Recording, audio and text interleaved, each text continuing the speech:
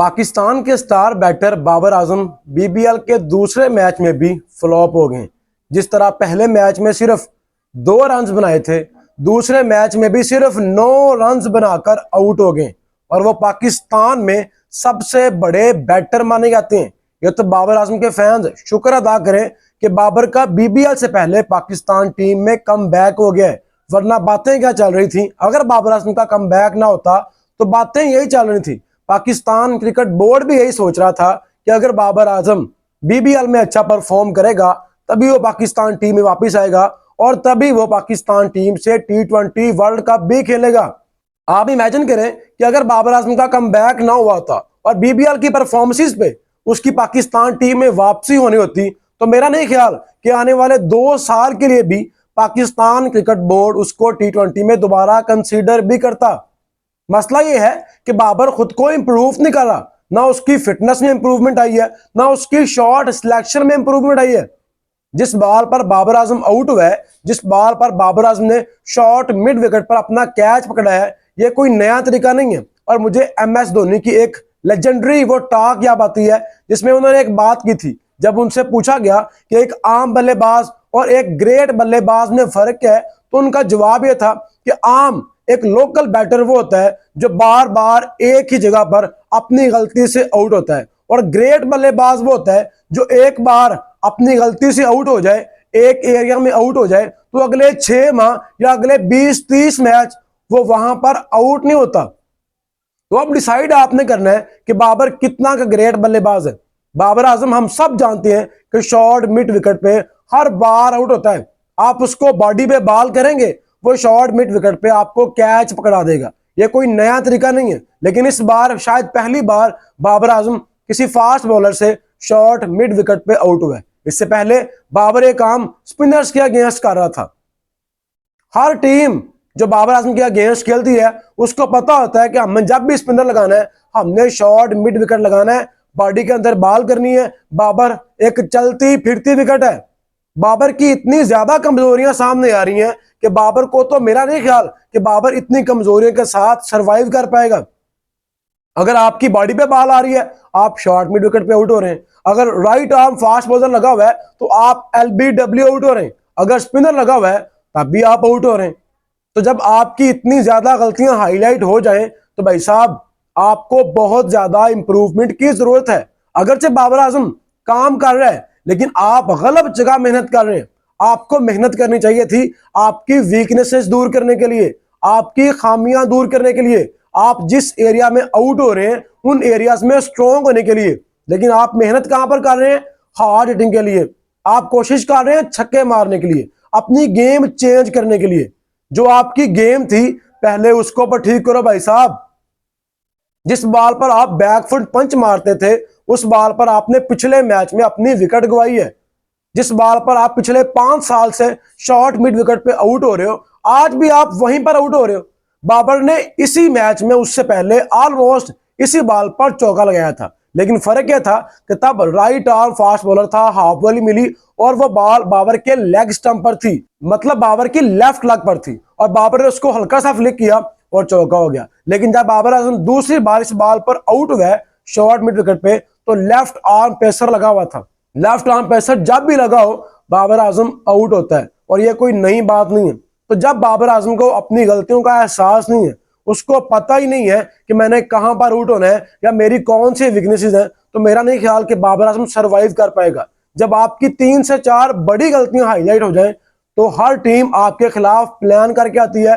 चाहे आप national match खेल रहे हो, चाहे आप इंटरनेशनल मैच खेल रहे हो, चाहे आप कोई लीग मैच ही खेल रहे हो। विराट कोहली की ना एक गलती सामने आई थी, उसकी एक वीकनेस सामने आई थी। जब आप उसको टेस्ट क्रिकेट में 4th स्टंप पे या 5th स्टंप पे बॉल करते हैं तो वो एज लगवाकर स्लिप में कैच दे रहा था या काट बिहाइंड हो रहा था, और उस एक गलती की वजह से विराट कोहली को टेस्ट से रिटायरमेंट लेनी पड़ी है। तो आप इमेजिन करें कि बाबर T20 में कैसे सरवाइव करेगा। जितनी 3 से 4 गलतियां तो मैंने आपको हाईलाइट करवा दी हैं, और वो तीनों चारों गलतियां 100% करेक्ट भी हैं। क्या बाबर आजम इन चीजों के ऊपर काम कर रहा है? नहीं कर रहा। और बाबर की जितनी हाई बनाई गई थी BBL में, जिस तरह उसके नाम से टिकटें फरोख्त की गई, उसके नाम से अलग से स्टैंड बनाए गए, उसके नाम से फॉलोअर्स तो मिल गए, फैंस तो आपका साथ अटैच हो गए, फैंस ग्राउंड में आना पर स्टार्ट हो गए, लेकिन क्या बाबर अपने फैंस को, अपनी फ्रेंचाइज को, बीबीएल को पे बैक कर रहे हैं?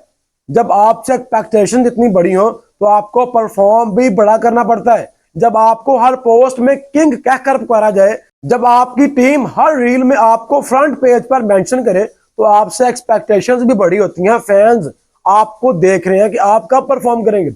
और ये ऑस्ट्रेलिया है भाई साहब, 2 मैच हो गए हैं, बाबर आजम फ्लॉप हो रहा है। 2 से 3 मैच हो रहे हैं।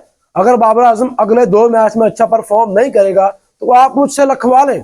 बाबर का नाम जितना मर्जी बढ़ा है, जितना मर्जी उनको हाइप दी गई है, जितनी मर्जी उसको वार्म वेलकम दिया गया है, जितनी बार मर्जी उसके नाम के साथ किंग लगाया गया है, अगर बाबर आजम आने वाले 2-3 मैच में अच्छा परफॉर्म नहीं करेगा तो बीबीएल वाले, सिडनी सिक्सर्स वाले बाबर को बेंच पर बिठा देंगे, क्योंकि बाबर के ना परफॉर्म करने की वजह से उनकी टीम 2 मैच हार चुकी है। वो और हारना बर्दाश्त नहीं करेंगे और वो अपना कॉम्बिनेशन ठीक बनाएंगे।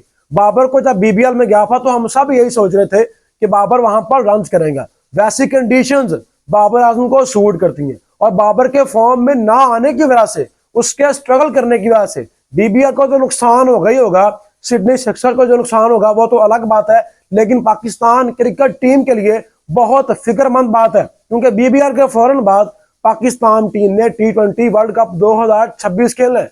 और पाकिस्तान टीम का मेन बैटर कौन है? बाबर आजम, जिसका कम बैक तो हो गया है, जिसने शायद 250 भी लगा दिए। लेकिन क्या उन 250 के बाद भी आप बाबर आजम के फैंस 100% श्योर हैं कि बाबर की फॉर्म वापस आ गई है? क्योंकि वो एक मैच में 50 करने के बाद भी अगले 4-5 मैचों में अपनी गलतियों की वजह से आउट हो रहा है, और आउट भी उसी तरीके से हो रहा है जिस तरह वो पिछले 4-5 से हो रहा है।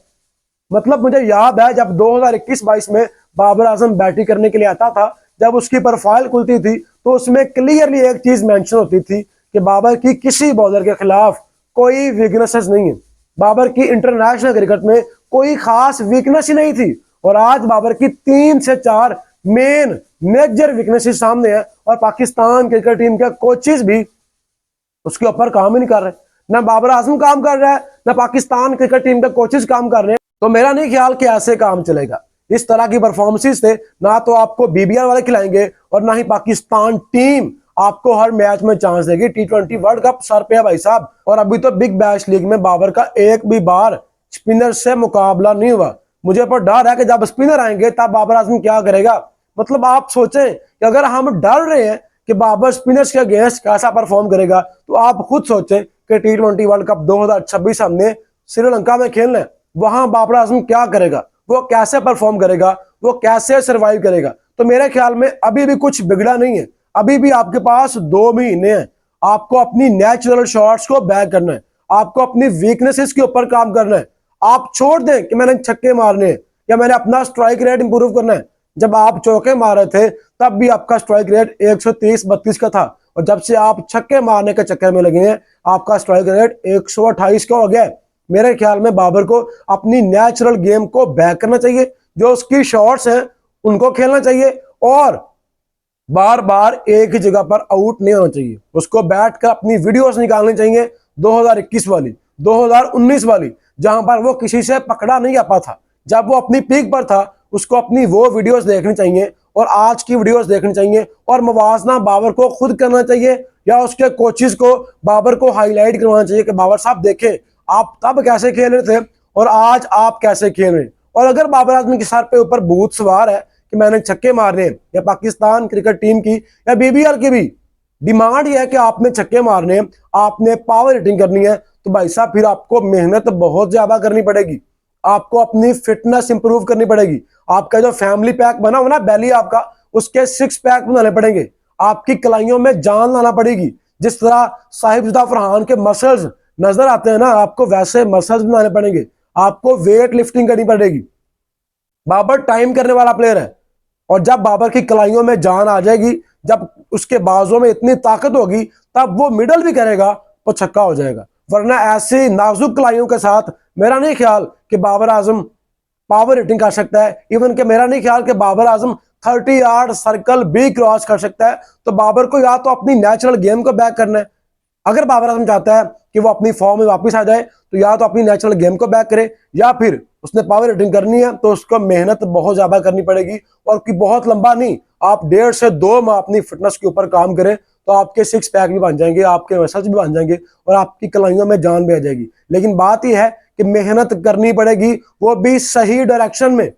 देखते हैं कि बाबर आजम खुद को कैसे इंप्रूव करता है, लेकिन आने वाले 2-3 मैचों में बाबर के रन आना बहुत जरूरी है, वरना मेरा नहीं ख्याल कि बीबीएल उसको सारे मैच खिलाएगी। और वैसे भी बाबर की वजह से सिडनी सिक्सर्स को शर्मिंदगी होना स्टार्ट हो गई है। दूसरे मैच के बाद पोस्ट यह थी सिडनी सिक्सर्स की कि हम अपने फैन से सॉरी चाहते हैं, हम अपने फैन से माफी चाहते हैं।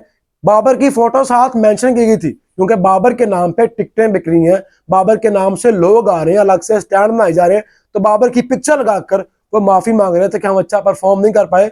तो बाबर को भी इस पिक्चर से बहुत कुछ सीखना है, इस पिक्चर का जवाब देना है, अपने फैंस को पे बैक करना है। तो देखते हैं कि बाबर आजम आने वाले मैचेस में कैसा परफॉर्म करता है। बाकी दोस्तों आपकी क्या राय है, आप क्या रिकमेंड करेंगे बाबर आजम को कि बाबर को अपनी गेम कैसे इंप्रूव करनी चाहिए? आप अपनी राय कमेंट बॉक्स में लाजमी बताएं।